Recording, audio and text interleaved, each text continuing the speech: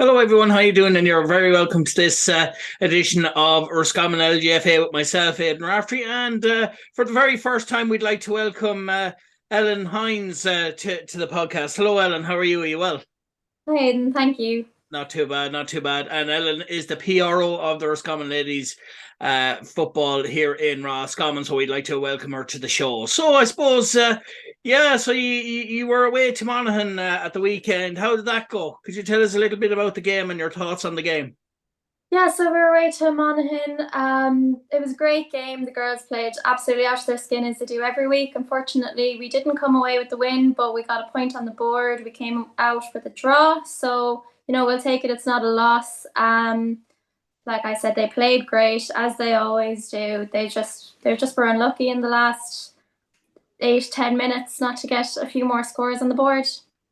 That's it. And I suppose really, if you look back to last season, it was such a great a league campaign, and looking forward to it, because I suppose that's how teams improve are by playing a team and teams in a division higher. So I think it's fair to say, like, from the first this season so far in the league, you've done that. You've played some top quality sides, and it has to be said, in fairness to the girls, they've done that in every single game and just been really, really unlucky in those games, but have learned a lot in each game.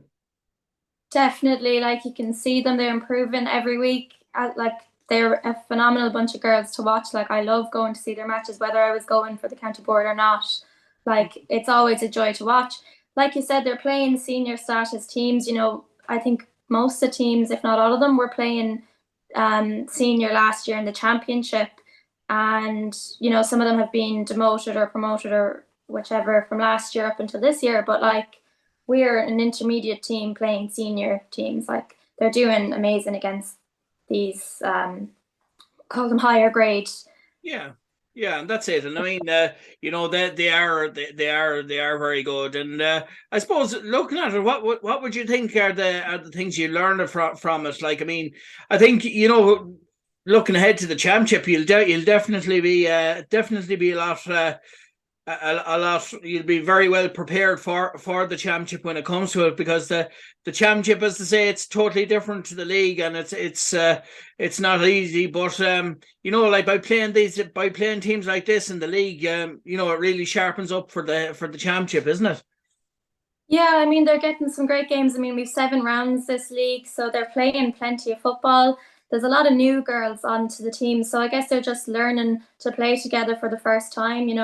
Like there's so many clubs in our county, we're used to playing against each other, but like when you come into a county panel, that's when you really start to gel and see, like you sort of get a glimpse into each of the clubs' home life then as well, when you get to meet these new players that are coming onto your county team. So it's a lovely thing to see all these new girls coming up from underage and coming into the team, as seniors and all that. So yeah, I think they're learning a lot from each other as well as learning a lot from playing other teams. And of course, I suppose with Ollie Lennon, obviously he's managed the Kilbride ladies team. So he would have known a lot of the girls in Kilbride, but also around the county from Kilbride, playing against them as well. So when he came in, when he came into the job, he knew a lot of the players already. And I think the thing that really worked last season was the open trials. I think it gave a lot of the girls that never played county before, it gave them a chance to show what they could do. And I think they really showed that in spades last year. And that, when you consider new management, a new year, the whole lot, to do it to get promotion in the first year, that was something really special for the girls. And it's something great to be able to take into this season as well. Yeah, definitely. Like you said, lots of new girls. The open trials are a great way to introduce some of the new girls. And like as a player myself, it's lovely to hear of these sort of things, because you're thinking, oh well, maybe I will go. Like I mightn't have considered before.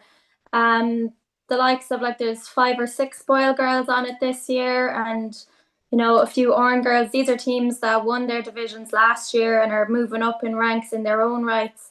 So it's great to see. Like these new faces coming in, and us on the sideline, like we're getting to know these girls, and we're shouting them on, we're getting to know them, we're seeing how they play. So it's brilliant. Yeah, and those girls would have come on an awful lot from when they started last season, through last season and into this season. And I'm sure there would have been a couple of more girls added to the panel this season as well. And they've really the girls have been shown really well. And I suppose there's a few of the players there that have been there a couple of years, like Aisling Hanley and players like that. But there's also been players that have left the panel for one reason or another. Jenny Higgins, obviously we'll talk about her later on. Has gone to Australia doing the Aussie rules. We'll talk a bit about that, and that's a great achievement. So I mean, when you consider that, they have to be a huge loss. So I mean, to be where you're at so far in the league this year, that has to be.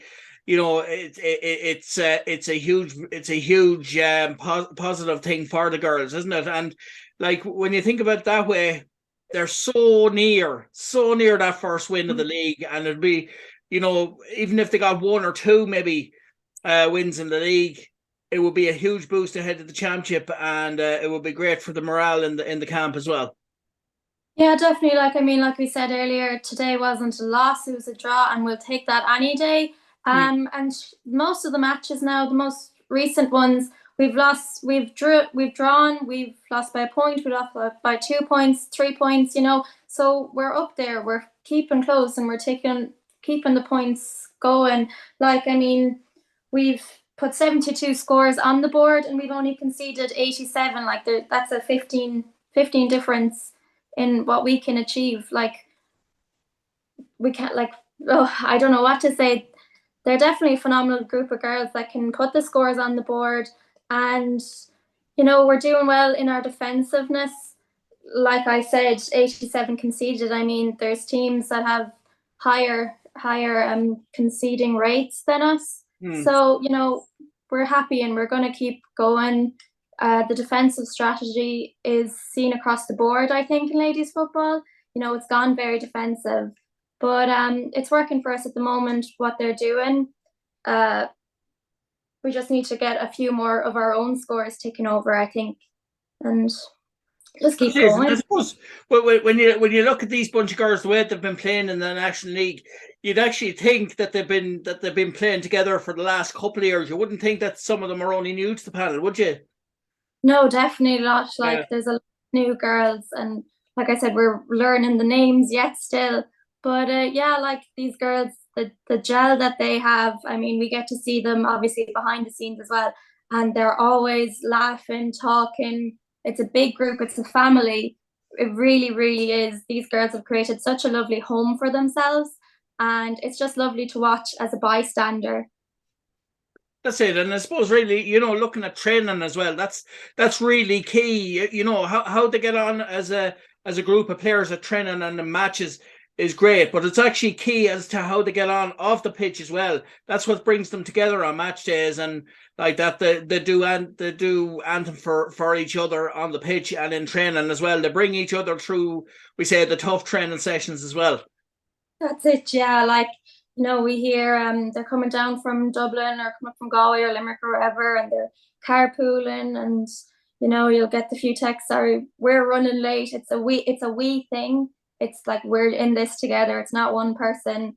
And it's lovely to see. Today was Mother's Day, and, the girls organised as a team, to do something nice for the mammies on the team. So it's just a nice thing to do. They really have each other's back, and especially when they come up with things that they want to achieve themselves as a team unit. Like, we're behind them 100%. If they come to us and say, we as a team want to do this, we'll definitely sit down, chat it out with them, see what we can do for them. That's it. And I suppose, it's a combined thing. It's great to see, obviously, Ollie has brought a lot to the management position, and the way it probably is, that dynamic is you do it for Ollie, like on the pitch or in training, and he do it for you, as in, getting it's just like fine tuning those little things, isn't it? Yeah, definitely. There's definitely such a good relationship in that squad, and you can definitely see it on and off the pitch.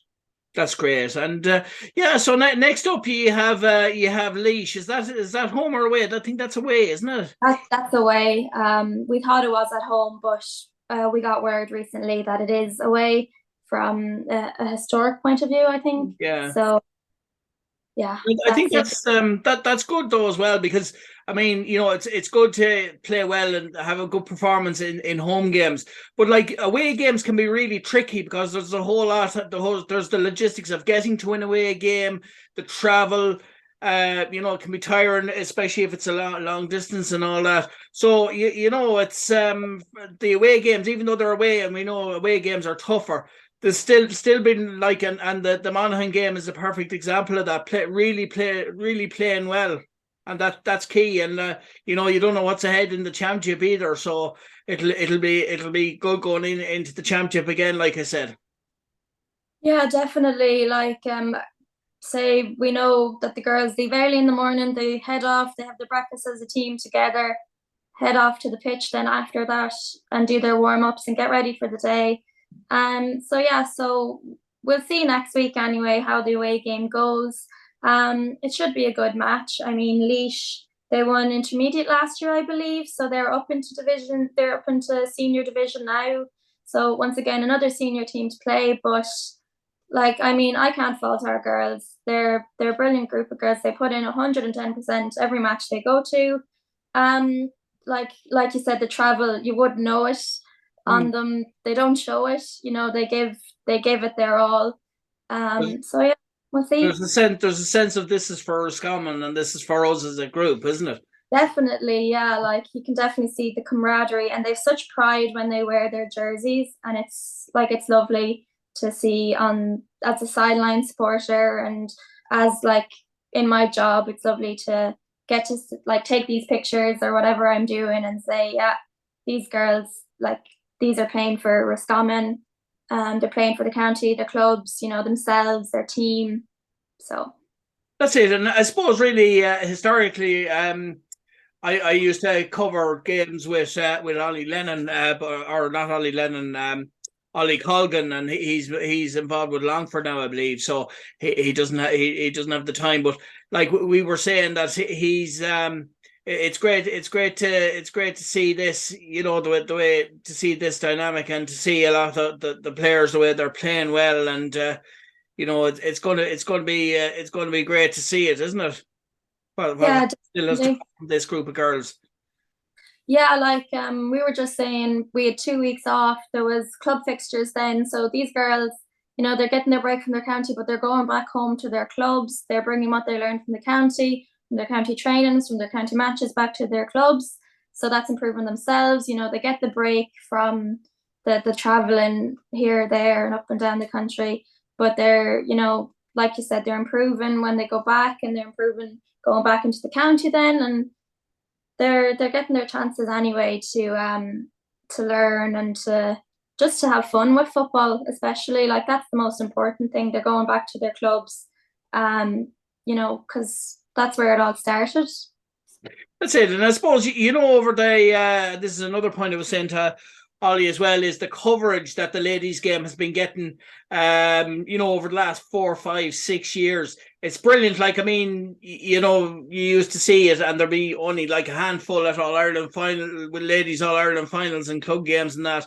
To see the growth and popularity in the sport is brilliant. It's a tribute to the players and the coaches, both at club level and county level around the country, to get it to this level. And long may it continue. And like they deserve, the ladies' game deserves to get this exposure both locally and nationally as well, because as we always say, the ladies put in just as much effort as the men do, and the men's teams also, they love to see the ladies' team succeed as well, and it's great to see that as well. Yeah, definitely. I mean, Crow Park, the LGFA up there, they're doing great work with promoting all the counties, and like then again the clubs and all the courses and schemes they're doing.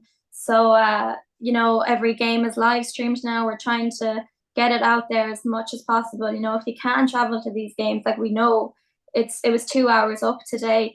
We know people have things on Mother's Day. I mean, like we did expect not too many to go, but then, we can see, can we have the link? Can we watch from home?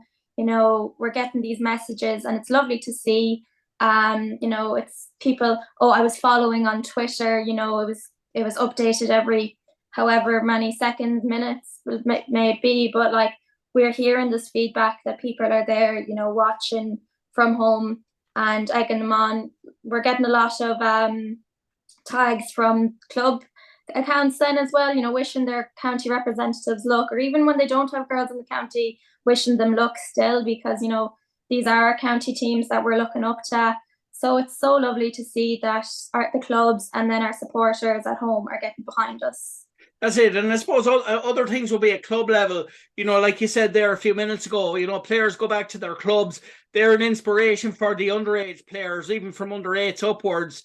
They emulate the Jenny Higgins and all those players at the various clubs around the county. And I suppose the county board, people like yourselves in the county board have deserve a lot of credit for that as well. And I suppose even things like, after matches, girls and boys looking for autographs off the girls. That'd be something that we said maybe 10, 15 years ago that wouldn't happen. But it just goes to show you that these girls are actually heroes as well. Yeah, it's a lovely sight to see. Like, I see a lot of, the medal presentations recently for the 2000 year. The teams are asking their older county representatives or, other clubs' county representatives to come in and to speak to their underage and to present these medals, because like, these are the inspiring characters that our underage girls are looking up to. And even, I won't even just limit it to underage, like other senior teams or maybe junior, intermediate, senior club teams. These girls are looking up to their county players as well. We're coming against them in club matches, and they're like, did you see her play for Roscommon against Monaghan there last week, and she's brilliant. I mean, like, I don't know how I'm going to keep up to her today at a club match. So it's, there's always the girls that are going to inspire the other generations, and hopefully that, it increases the support, and then it also increases the girls that are interested in going forward for the county. So it'll increase our numbers as well. That's it. And that brings us nicely on to, like I just said earlier on, Jenny Higgins. We just read in the papers there during the week. She secured a women's AFL contract, a very historic event, because I think she's the first Roscommon woman to do so as well. So it's any person's dream, any sports star's dream, or any sports player's dream, to go over and secure, to live a professional lifestyle, like we said the soccer players in England do. They get well looked after. It's full-time training. You get, and all the benefits that goes to it. But in fairness, she started off like some of these girls, at underage level at club, and then getting it into the county. So she actually went through what these girls are going through now as well. And I suppose with that in mind, these girls can see, well, Jenny Higgins has done it. She's the hero now. Now we, if we work hard and put in the work that she did, we could achieve that as well. Now it's not easy to secure, but over X amount of years, there's people, you never know who's looking at these games, and these scouts might be looking at the small little things. They could even call you could get a phone call asking you over for a trial, and even just to go over for a trial, it would open their eyes and open, we've seen it with Conor Glass from Derry. He went over there, he spent a couple of years over there, came back, and we've seen the effect he has had for Derry, last season. So it's the same with these girls. Yeah, we don't know what the future holds, and there's some great opportunities for these girls to head over. Huge congrats to Jenny, from all at county board. We were thrilled when we heard the news. She's a phenomenal player. She was on the county team for years, inspiring the underage girls, like we said. So yeah, it'll be interesting now. I mean, myself, I do be sitting on the couch in the next room over, watching it throughout the year anyway. So it's just the icing on the cake to see another Roscommon person over there and succeeding and inspiring these young girls in Ireland and abroad, across over in Australia. She'll have a whole new following over there as well, and we'll be happy to promote her here. That's it, because I mean, there's Cara Staunton is over there, and there's a couple other ladies, footballers. Anya Wall, I think, from our there's a good one. Vicky from me. Yeah. So that's great to see. So she'd be in contact with them obviously as well, and that'll be good. And of course, with the covers that TG Car are given as well, it's they play a huge part in the rise of the game around Ireland as well. Yeah, TG Car are doing some great work between all the sport that goes on here and everything. It's so inspiring to be able to turn on the telly and see a girls' game going on, and live updates and everything. So it'll be a great year to watch. It'll be interesting now to see the girls who've come back over from Australia and see what they've learned as well. Like the girls coming back to Meath and all of that. So it'll be a great year for AFL and for LGFA.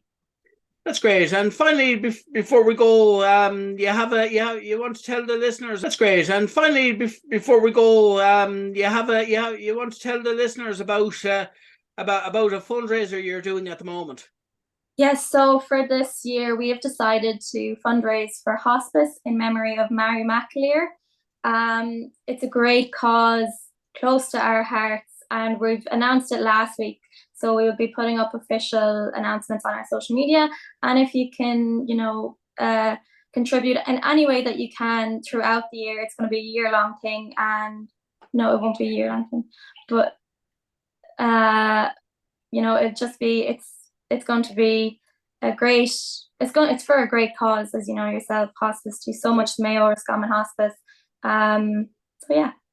That's it. And I mean, like, it does play a huge part, because a lot of people obviously without the help of the Roscommon Mayo Hospice, getting the treatment and the help that they can give. And obviously with Mary McAleer, like you were saying, and actually funny you should say that, she's actually a neighbour of mine as well. She was actually a neighbour of ours as well. Really? So, and my mum passed away from cancer, Lord have mercy on her. So it is I think it is something that would touch the hearts of a lot of people, and I think it's really a worthwhile cause. So if anyone can give it out there, how can they donate? Is there a website or a GoFundMe page? How do people donate if they want to donate? It'll be up on our social medias within the next week, 10 days, and we'll announce everything on that.